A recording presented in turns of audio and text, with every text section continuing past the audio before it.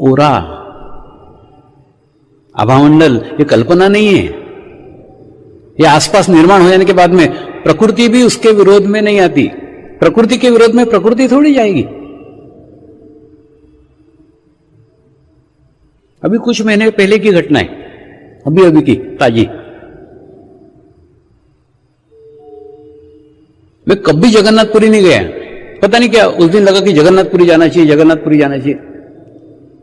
पूरे परिवार को लेके गया, साधक का भी एक परिवार मेरे साथ में था।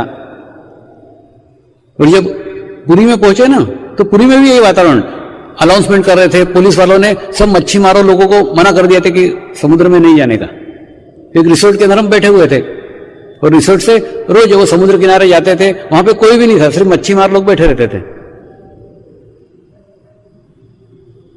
इतने इनोसेंट थे, इतने अबोध लोग थे, कुछ पूछो मत। वो तूफान इतने जोर से आने वाला था कि 15 किलोमीटर तक का पूरा एरिया वो साफ कर देगा। 15 किलोमीटर तक के सब गांव को नष्ट कर देगा, इतने जोर से तूफान था, इतनी उसकी तीव्रता थी।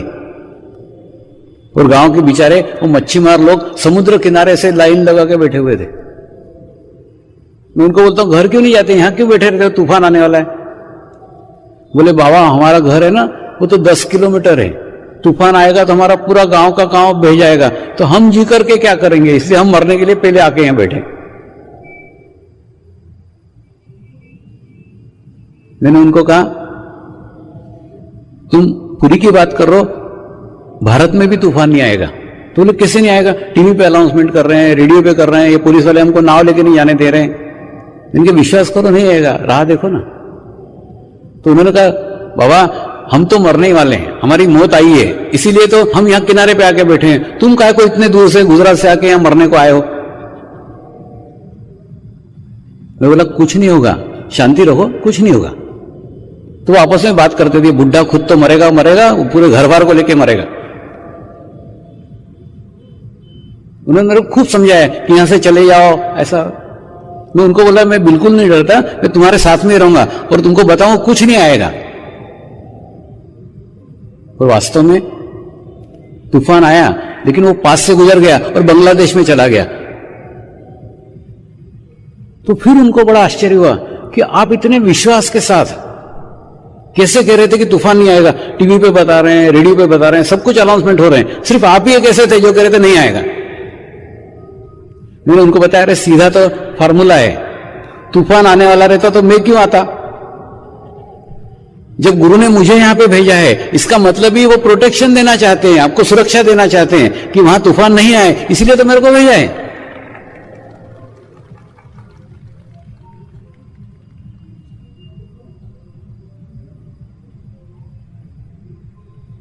दूसरा, तेरे को मैं एक अकेला बुढ़ा लग रहा हूं, मैं अकेला नहीं हूं, मेरे साथ लाखों साधक हैं, लाखों साधकों की संख्या है। तेरे तूफान में इतनी ताकत नहीं जो लाखों को मार सके। तो लाखों सकारात्मक लोग जब उस पुरी के किनारे पे बैठे हुए हों तो तूफान कैसे आ सकता है।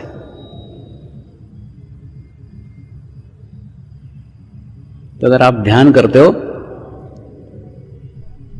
मेडिटेशंस करते हो, तो ऐसे अनुभव आपको भी आ सकते हैं। ये मैं मेरे अनुभव बता रहा हूं, आप अनुभव साधकों को पूछो, साधक भी अपने अनुभव बताएंगे, भुज के अनुभव बताएंगे, भूकंप के अनुभव बताएंगे, मुंबई के अनुभव बताएंगे, दुनिया भर के अनुभव उनके पास में भी है। कारण क्या है?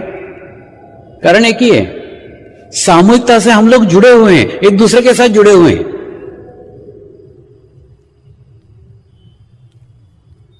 मेरे को मुंबई में रहना अच्छा नहीं लगता, खूब भीड़ भाड़ है, खूब विचारों का प्रदूषण है। तो मैं क्या करता हूं, मुंबई से थोड़े दूर एक पहाड़ी के ऊपर जंगल में एक रिसोर्ट है और वहां एकदम जंगल है। सुबह 4 बजे उठ के जंगल में जाने को बहुत अच्छा लगता है, तो जंगल में सुबह सुबह चले जाता हूं।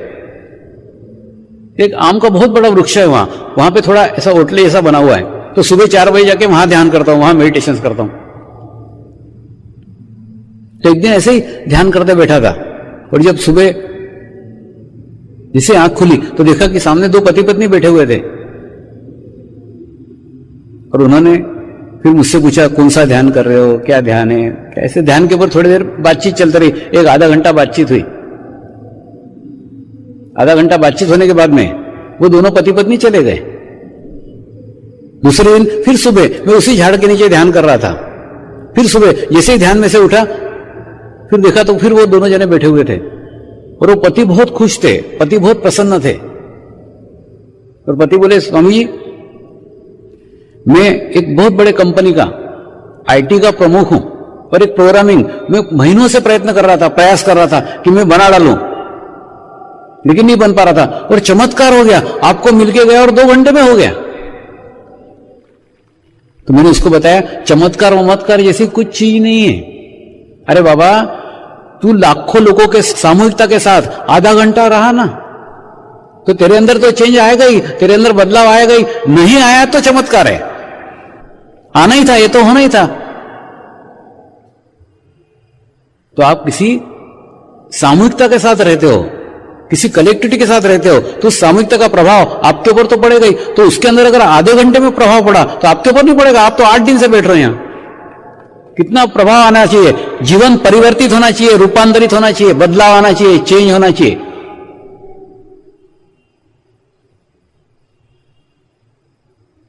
क्योंकि आधे घंटे का प्रभाव जब इतना होता है तो 8 दिन का कितना होगा, होता है। कई ऐसी घटनाएं आती है, बहुत विचित्र विचित्र घटनाएं आती। एक बार इंग्लैंड में एक रिसोर्ट है जहां जाकर के मैं कार्यक्रम लेता हूं और बीच में 2 दिन 3 दिन फ्री रहते हैं, तो वहीं रहता हूं। तो ऐसे ही बाहर गार्डन में बैठा हुआ था, एक अंग्रेजी महिला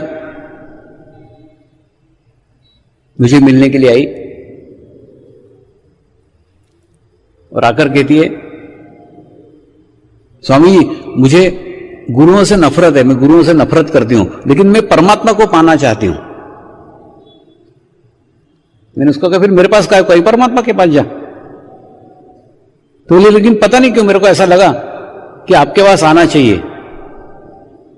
मैंने उसको कहा, परमात्मा के पास जाने का रास्ता गुरु के पास से है, इसलिए तेरे आत्मा ने तुझे गुरु तक लाया है। फिर थोड़ी जरा फ्री हुई, फिर बोलती, मैं कहीं गई थी हरिद्वार का, ऋषिकेश कहीं, तो वहां पे मेरे को एक गुरु ने लूटा, मुझे ठगा, इसलिए मैं गुरुओं से नफरत करती हूं। मैंने उसको कहा, मैं तो उस गुरु को भी धन्यवाद दे रहा हूं जिसने तुझे ठगा। तूने थोड़ी गुरु को ठगा, गुरु ने तेरे को ठगा।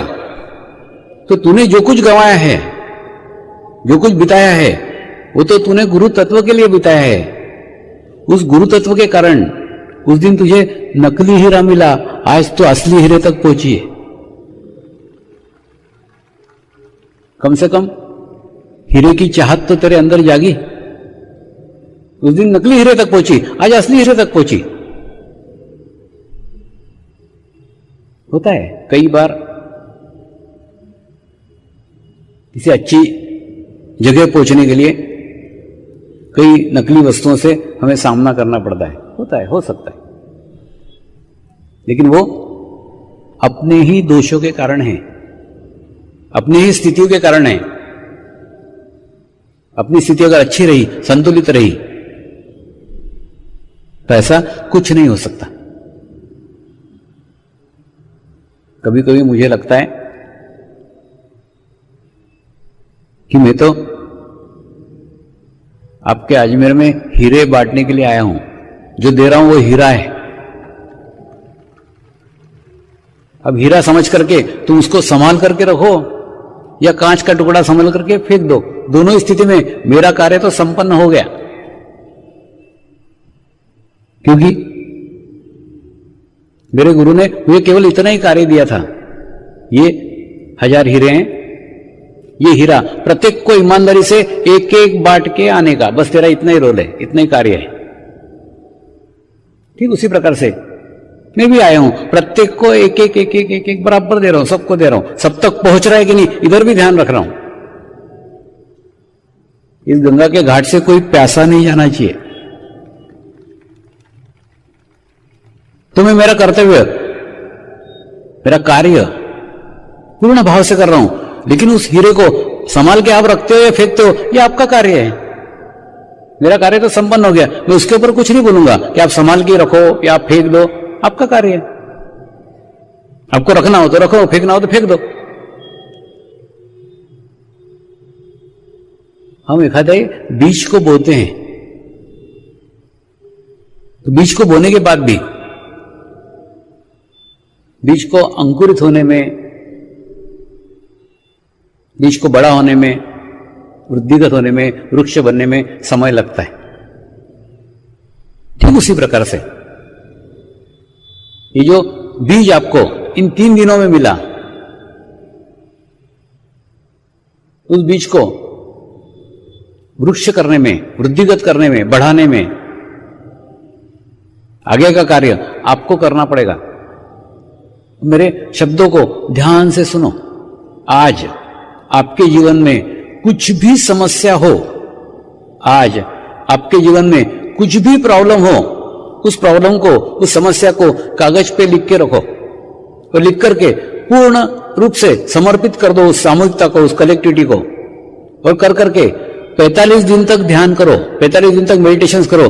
अगर 45 दिन के बाद आपकी समस्या हल हुई तो ध्यान आगे रखो, नहीं तो बंद कर दो। इतने विश्वास के साथ कौन कह सकता है? मैं कह रहा हूं, आप करके देखो। 45 दिन ध्यान साधना करके देखो और आपके जीवन की कोई भी समस्या, कोई भी प्रॉब्लम, सब प्रॉब्लम उसमें आ गई। कोई भी समस्या, कोई भी प्रॉब्लम के ऊपर से चित्त हटाओ। 45 दिन ध्यान में लगाओ। मुझे जीवन में एक भी साधक ऐसा नहीं मिला है जिसने 45 दिन तक नियमित ध्यान करा हो और उसकी समस्या हल न हुई हो।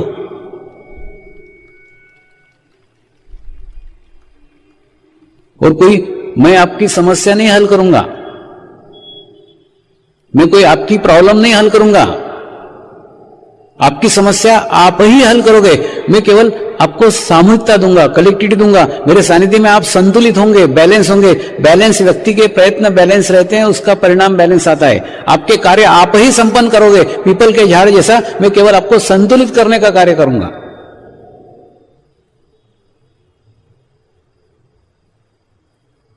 करके देखो। इतना जीवन, इतनी उम्र आपने आपके इच्छा अनुसार व्यतीत की है, मनमानी से जैसा चाहिए वैसा किया है। सिर्फ जीवन के 45 दिन एक आधा घंटा ध्यान करके देखो, आधा घंटा मेडिटेशन करके देखो, तो आपका जीवन परिवर्तित हो जाएगा, चेंज हो जाएगा। तो कल के बाद में वो अनुष्ठान प्रारंभ हो रहा है। 45 दिन का अनुष्ठान प्रारंभ हो रहा है। उस अनुष्ठान में सहभागी हो, सामूहिकता में ध्यान करो, कलेक्टिविटी में ध्यान करो, क्योंकि अकेले ध्यान कभी हो ही नहीं सकता। जहां साधकों का समूह है वहां मैं हूं।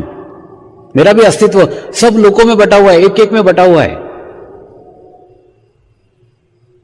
तो 45 दिन ध्यान करके देखो। ये 45 दिन आपके जीवन में चेंज लाएंगे, बदलाव लाएंगे।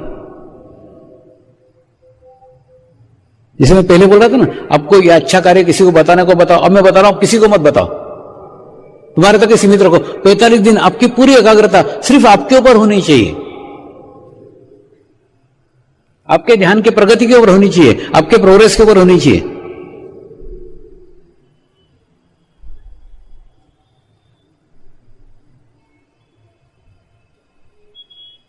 आज महिलाएं कितनी बड़ी संख्या में यहां संगठित हुई है, उसको संगठित करो, एकत्र हो जाओ। तो सारे अजमेर में तो क्या, राजस्थान में परिवर्तन ला सकते हो।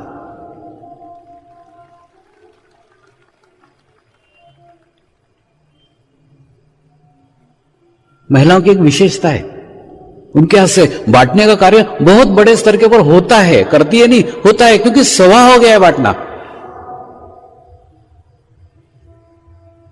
वो अपने तक रख ही नहीं सकती।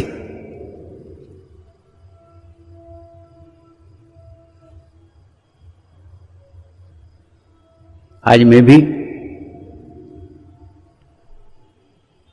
जो दुनिया भर बांटते फिर रहा हूं, उसके पीछे भी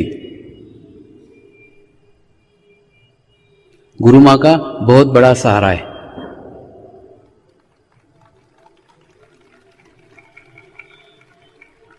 पहली अनुभूति मैंने उसको ही करवाई थी,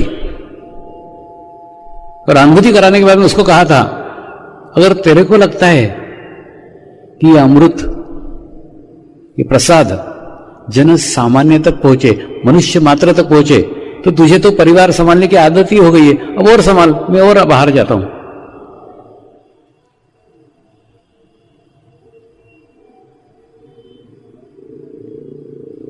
तो उसने घर को संभाला, उसने बच्चों को संभाला, इसीलिए ये कार्य में इतने विशाल तौर पे कर सका।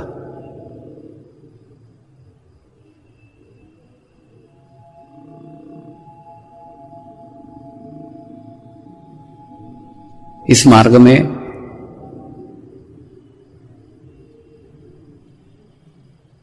आने के बाद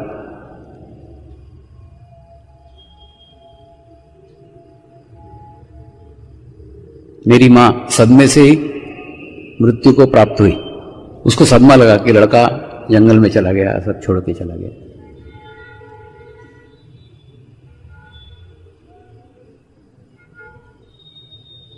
तो उस बात को नहीं हजम कर पाई, लेकिन मैंने एक मां को गंवा करके लाखों माएं प्राप्त की है।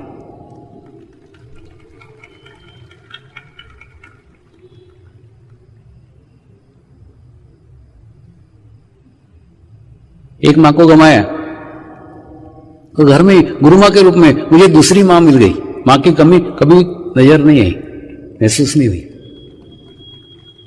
अब बताओ ना, एक पागल व्यक्ति को 18 साल तक संभाल के रखना और उसके पागलपन को प्रोत्साहित करना सहज नहीं है, आसान नहीं है। एखादी स्त्री का पति की नौकरी छूट जाए 1 महीने, उसके मुंह पे हवाइयां उड़ने लग जाती पत्नी की, कि पति 1 महीने से कुछ काम नहीं कर रहा है, और मैं तो 18 साल से कुछ भी नहीं कर रहा था, और अट्टा कट्टा मुस्टंडा, ऐसा नहीं कि लंगड़ा लूला हो तो सिंपैथी हो किसी की, अरे रे बेचारे का पति लंगड़ा, नहीं, अच्छा कुछ नहीं करता। और गुरु मां बोलती थी, तुम्हारे नौकरी नहीं करने से तकलीफ मेरे को है, वो सहन करके मैं बोल रही हूं मत करो, तो तुम उनकी बातें क्यों सुनते हो? तुम नौकरी करने तब जाना जब उनके पैसे लेके तुम्हारे बच्चों को मैं पालूं। मैं नौकरी कर रही हूं, मैं पाल रही हूं, उनसे पैसे नहीं मांग रहे हो, तो उनकी बातों को ज्यादा ध्यान मत दो, तुम वो करो जो तुमको योग्य है। तुम्हारी आत्मा जो कह रही है वो करो।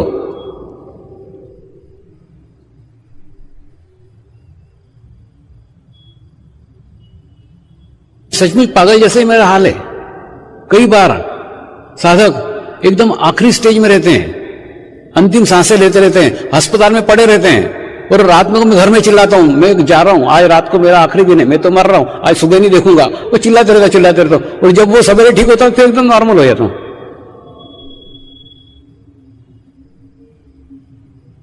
क्योंकि एक एक साधक के साथ जुड़ा हुआ हूं, एक एक साधक की पीड़ा मैं अनुभव करता हूं।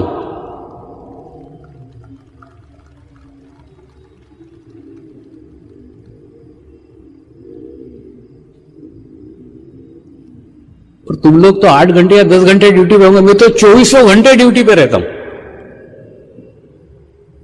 2400 घंटे, किसी भी क्षण, किसी भी समय। और फिर मेरे विचित्र व्यवहार को समझाना बहुत मुश्किल हो जाता है, बहुत कठिन हो जाता है।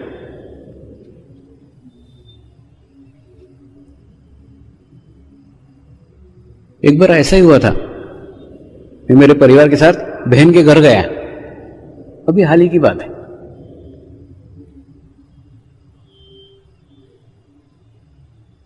घर में अच्छा फंक्शन रखा गया था, अच्छा खाने का कार्यक्रम था, सब रिलेटिव्स को बुलाया था, सब अच्छा फंक्शन था। और उसी समय सुबह एक ओपन हार्ट सर्जरी के लिए एक साधक टेबल के ऊपर था, वो प्रार्थना कर रहा है, याद कर रहा है। तो मैंने सिर्फ गुरु मां को बताया कि मैं एकांत चाहता हूं, मुझे एकांत चाहिए, मुझे पूरे टाइम उस पर चित्त रखना होगा जब तक उसका ऑपरेशन नहीं हो जाता। तो 5 घंटे रूम में बंद करके अकेला रहा। बहनों को लगा शायद हमसे कुछ गलती हो गई है इसलिए नाराज हो रहा है। मतलब व्यवहार ऐसा विचित्र हो जाता है। फिर गुरुमा ने समझाया तुम्हारे से कुछ संबंध नहीं उनका कुछ चल रहा है, बाद में खुद बाहर आ जाएंगे। कुछ नहीं, 5 घंटे एकांत पे रहा, उसका ऑपरेशन सफल हुआ, उसके बाद में मारा है। वो डॉक्टर के हाथ पैर फूल गए थे, बहुत कॉम्प्लिकेटेड ऑपरेशन था। और उनको भी आश्चर्य हुआ कितने आसानी से हो गया, कितने सफलता से हो गए, कितना अच्छे से हो गए। तो ऐसे 2400 घंटे ड्यूटी पे रहता हूं, कभी भी कौन सा टाइम आ जाए, कहां चित्त जाए, कुछ भरोसा नहीं, कौन याद कर रहा है, कौन बुला रहा है, कुछ पता नहीं।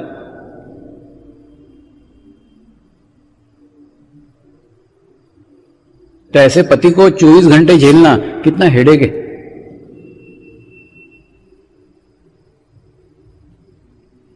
किसी भी क्षण कुछ भी होता रहता है।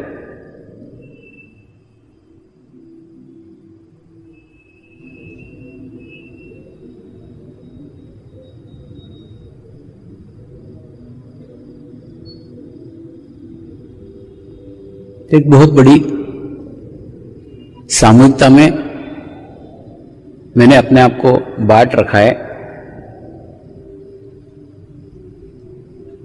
अगर मेरा सानिध्य चाहते हो तो आप भी उस सामूहिकता में चले जाओ, आप भी उस कलेक्टिविटी में चले जाओ।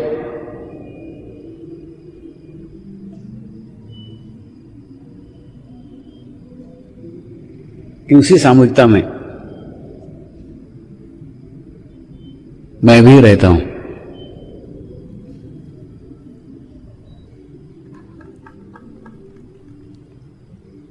आज का चक्र आज्ञा चक्र है।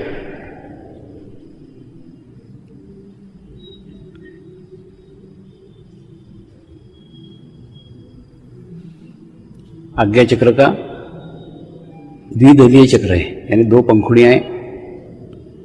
रवि ग्रह का स्थान है।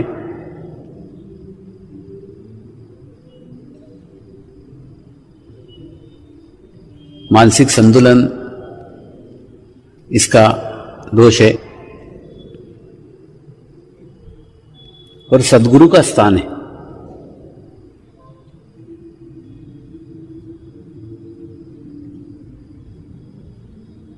और इस चक्र को पार करने का तरीका, इस चक्र को पार करने का मार्ग केवल एक ही है, समर्पण समर्पण समर्पण, बस, और कुछ नहीं।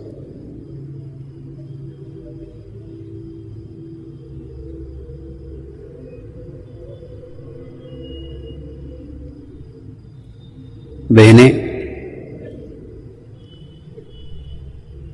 अपने घर को सुबह शाम झाड़ू लगा करके स्वच्छ करते रहती है, पवित्र करते रहती है, साफ करते रहती है। तो जैसे घर को स्वच्छ करती हो, घर को झाड़ू लगाती हो, ठीक उसी प्रकार से अपने चित्त को भी झाड़ू लगाओ, चित्त को भी साफ करो। चित्त के अंदर भी किसी को मत बैठने दो, किसी के प्रति आपके मन में मैल नहीं होना चाहिए, किसी के प्रति आपके मन में कोई बुरा भाव नहीं होना चाहिए। जेठानी ने 8 साल पहले क्या कहा वो भी याद रखती हो, वो भी छोड़ दो ना, कुछ भी याद नहीं होना चाहिए।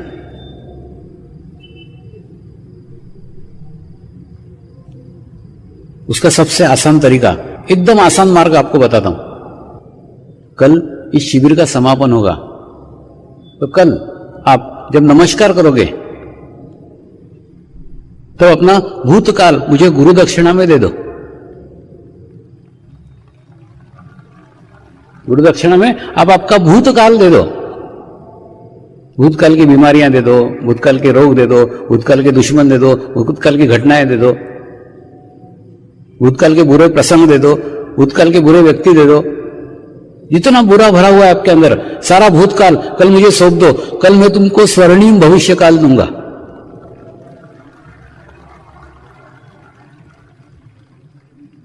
ये चीज दान करते हैं, वो चीज बाद में मांगते नहीं है, वापस लेते नहीं है। तो यहां भूतकाल दान करने के बाद में अगर घर जाके फिर कोई भूतकाल की घटना याद आए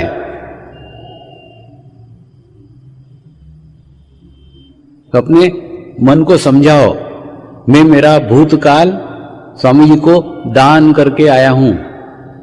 मैं मेरा भूतकाल स्वामी जी को दान करके आई हूं। उसके ऊपर विचार करने का, सोचने का मुझे कोई भी अधिकार नहीं है।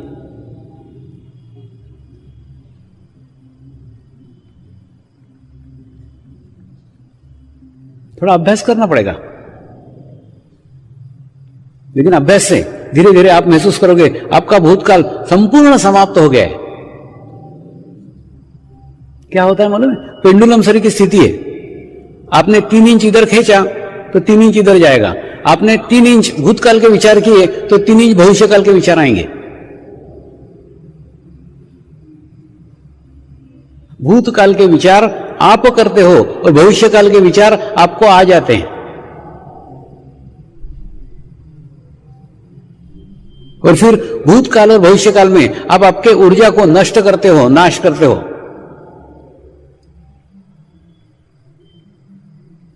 अगर इस दोनों चक्कर में से निकलने का है तो एक ही मार्ग है, भूतकाल डोनेट कर दो, भूतकाल दान कर दो।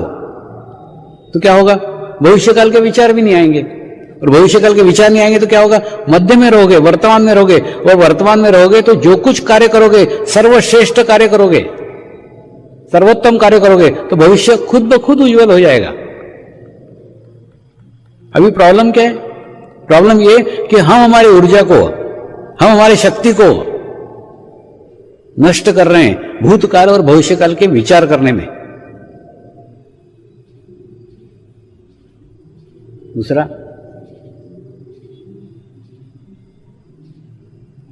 तुमने जो तुम्हारा नियंत्रण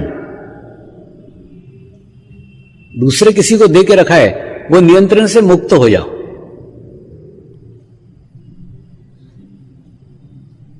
नियंत्रण दे के रखा है माने तुमने तुम्हारे आज्ञा चक्र में किसी को बिठा के रखा हुआ है और तुम्हारे ऊपर उसका नियंत्रण है।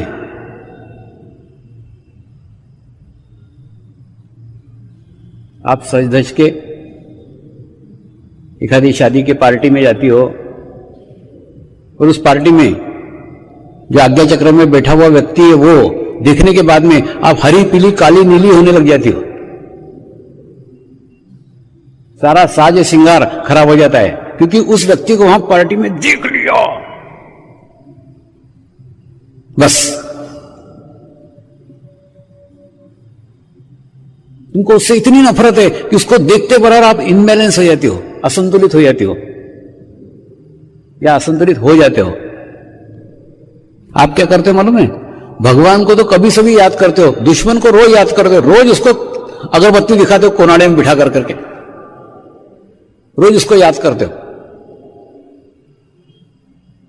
उन दुश्मनों को भी कल मुझे सौंप दो, उनको भी चित्त में लेके मत बैठो, उनको क्षमा कर दो, उनको माफ कर दो। देखो, क्षमा कर दो मतलब जाके उनके पैर पड़ो ऐसा नहीं। जैसे बिच्छू रहता है कि नहीं, बिच्छू का स्वभाव है डंक मारना, वो आपको डंक मारेगा, आपके अंदर जहर डालेगा, ये बिच्छू का स्वभाव है। अब बिच्छू के पैर पड़ने जाओगे, बिच्छू महाराज, वो फिर से एक डंक मारेगा, क्योंकि बिच्छू का स्वभाव है काटना।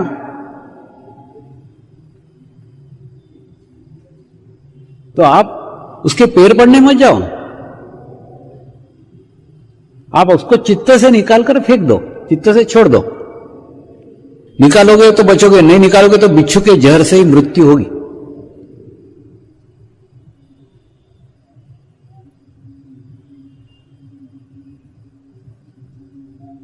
दूसरा, आपको पता नहीं है ये अंदरूनी इतना विकट समस्या है, इतनी विकट प्रॉब्लम है कि जिसका अंदाजा भी आपको नहीं है। पता नहीं क्या क्या बीमारियां और क्या क्या दोष आपने केवल आपके दुश्मन के प्रसाद के रूप में ग्रहण किए हुए हैं। मस्त दिए जा रहा प्रसाद तुमको, तुम लिए जा रहे हो। भगवान का प्रसाद नहीं, दुश्मन का प्रसाद, दुश्मन की कृपा, दुश्मन की करुणा तुम्हारे ऊपर बरसती जा रही है। तो कई बीमारियों के जड़ ढूंढोगे ना तो दुश्मन के पास से आपके पास आई हुई है।